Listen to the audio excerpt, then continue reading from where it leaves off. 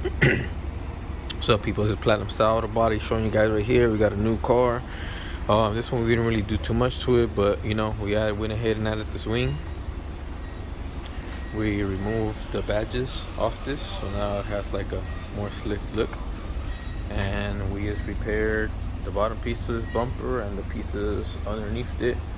So I'm just showing you guys right here what this car looks like. This is a BMW 330, all blacked out.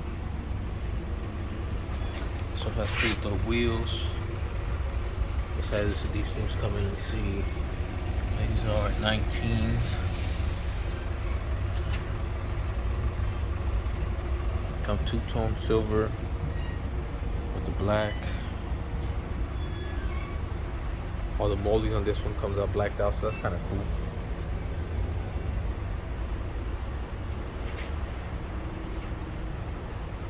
Sunroof.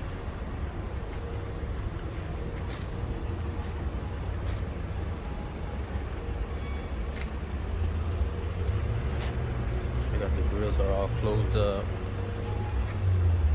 Or custom license plates. Show you guys what the inside looks like. Got a stitching right here in black. I mean, black seats with the blue stitching.